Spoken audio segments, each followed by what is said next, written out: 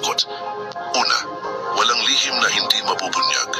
Maaaring isipin ng mga kurakot na opisyal na ang kanilang mga kasalanan ay natatakpan dahil hawak nila ang kapangyarihan at koneksyon.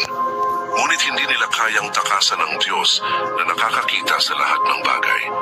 Ang bawat perang kinurakot, bawat proyektong hindi natapos, bawat taong naghirap dahil sa kanilang kasakiman, lahat ng ito ay isusumbong sa harap ng Diyos.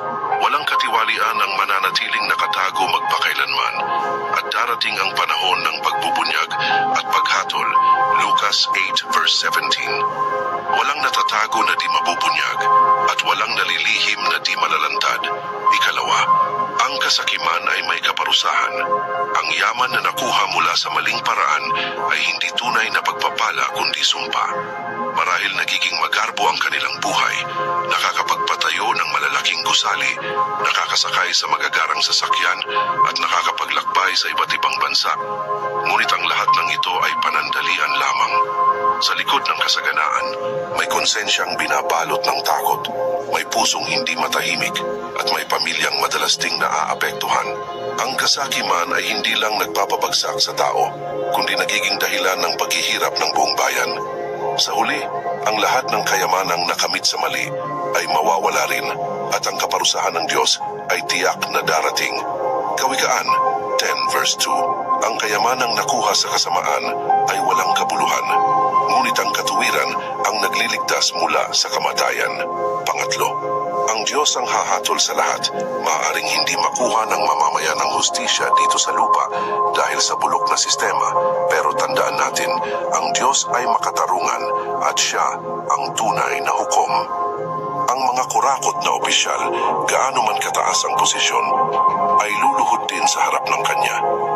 Pananagutin sila sa bawat barya na ninakaw, sa bawat batang nagutom, sa bawat proyektong hindi natapos, at sa bawat pamilyang naghirap dahil sa kanilang kasalanan.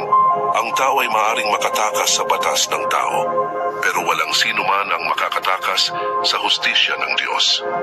Roma 14 verse 10. Sapagkat tayong lahat ay haharap sa hukuman ng Diyos.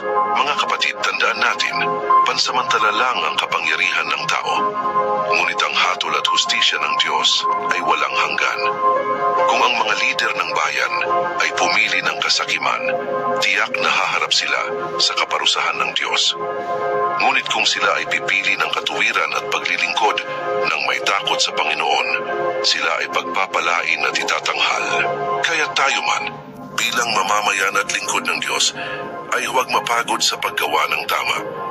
Huwag tayong mahulog sa tukso ng kasakiman at huwag maging bahagi ng katiwalian. Sa halip, manindigan tayo para sa katotohanan at ipanalangin natin ang ating bansa at ang ating mga pinuno. Sapagkat sa huli hindi kayamanan, hindi kapangyarihan, kundi ang ating katapatan sa Diyos, ang tunay na susukat sa ating buhay.